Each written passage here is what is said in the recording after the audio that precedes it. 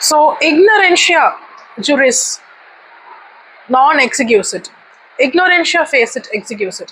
So இந்த ஃப்ரேஸை நீங்கள் already என்னோட சேனலில் கேள்விப்பட்டிருப்பீங்க. இதோட அர்த்தம் என்னன்னா, ignorance of law is not excusable, but ignorance of fact is excusable. So எதுக்காக இதை யூஸ் பண்ணுறாங்க அப்படின்னு பார்த்தீங்கன்னா, எந்த ஒரு குற்றமாக இருக்கட்டும், இப்போ ரெண்டு வகையான கேஸ் இருக்குது. ஒன்று சிவில் கேஸ், இன்னொன்று வந்து கிரிமினல் கேஸ்.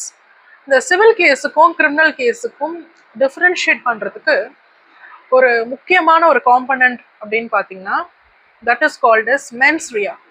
மென்ஸ் ரியான்றதுக்கு அர்த்தம் என்னன்னா, தி கில்ட்டி மைண்ட், அதாவது ஈவில் இன்டென்ஷன், கிரிமினல் இன்டென்ஷனோட ஒரு விஷயத்தை செய்கிறாங்கன்னா அது கிரைமாக கருதப்படும். ஸோ ஒரு கிரைம் செய்யணும்னா அந்த மென்ஸ் ரியா காம்பனண்ட் வந்து ரொம்ப முக்கியம். அது இருந்தால் தான் அது கிரைமாக கன்சிடர் பண்ணப்படும். ஸோ இந்த இக்னோரன்ஷியா ஜூரிஸ் நான் எக்ஸிக்யூசிட் அப்படின்றதுக்கு அர்த்தம் என்னன்னா, ஸோ உங்களுக்கு திருடுறது குற்றம்னு தெரியல, பப்ளிக் பிளேஸ்ல ஒருத்தவங்களை அடிக்கக்கூடாதுன்றது தெரியல, பப்ளிக் பிளேஸ்லன்னு இல்லை எங்குமே அடிக்கக்கூடாதுன்றது தெரியல, அதே மாதிரி உங்களுக்கு கொள்ளை அடிக்கிறது குற்றம்னு தெரியலன்னா உங்களுக்கு லாவை பத்தின அவேர்னஸ் இல்லைன்னு தான் இருக்கும். ஸோ உங்களுக்கு லாவை பத்தின அவேர்னஸ், பேசிக் லாவை பத்தின அவேர்னஸ் இல்லை அப்படின்னா அது ஒரு கிரைம் தான். பட் இக்னோரன்ஷியா ஃபேஸிட் எக்ஸிக்யூஷன் சொல்றாங்களே, அதுக்கு என்ன அர்த்தம்னா, ஃபேக்டை பத்தின ஒரு இன்ஃபர்மேஷன் உங்களுக்கு தெரியல அப்படின்னா தட் இஸ் எக்ஸ்கியூசபிள் இல்லையா?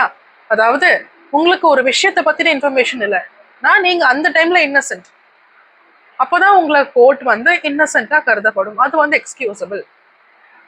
ஸோ நீங்க வந்து ஒருத்தர் உங்களுக்கு கிட்ட திருடி கொண்டு வந்த நகையை உங்களுக்கு விற்கிறாரு, ஆனா உங்களுக்கு அது திருட்டு நகைன்னு தெரியாது, நீங்க அதை கைமாத்தி உங்களுக்கு அவருக்கான தொகையை கொடுத்துட்டு அந்த நகையை நீங்க வாங்கி வச்சிருக்கீங்கன்னா இந்த இடத்துல நீங்க டிஃபென்ஸ் கிளைம் பண்ணலாம், இந்த ஃபேக்ட் எனக்கு தெரியாது அப்படின்னு. ஸோ இந்த இடத்துல இக்னரன்ஸ் ஆஃப் ஃபேக்ட் தான் இருக்கே தவிர இக்னரன்ஸ் ஆஃப் லா இல்லை. ஸோ இக்னரன்ஸ் ஆஃப் ஃபேக்ட் வந்து எக்ஸ்கியூசபிள். ஸோ அதுதான் வந்து லால சொல்லியிருக்காங்க, ignorance of law is not excusable and ignorance of fact வந்து excusable அப்படின்னு. ஸோ நம்ம இந்த மென்ஸ் ரியான்ற காம்பனண்ட்டுக்கு வரும். ஸோ இந்த மென்ஸ் ரியான்ற காம்பனண்ட் வந்து என்னன்னா, கில்ட்டி மைண்ட், திருடணுன்ற நோக்கத்துல திருடுறது, ஸோ அந்த இன்டென்ஷன் அங்க இருக்கு அப்படின்னா அதுதான் மென்ஸ் ரியா.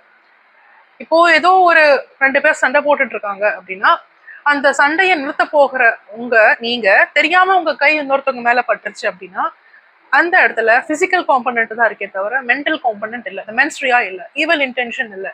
ஸோ இந்த மென்ஸ்ட்ரியா அங்கே இல்லாததுனால உங்க மேல அந்த கிரைம் வராது. ஸோ இது ஒரு ஆக்சிடென்டாக கருதப்படும். அதே நீங்க அந்த ரெண்டு பேர் சண்டையில இதான் சான்ஸ்ன்னு உள்ள போய் அவங்களை அடைக்கணும்னு போயிருந்தீங்க, அதை எஸ்டாப்ளிஷ் பண்ணிட்டு அங்கே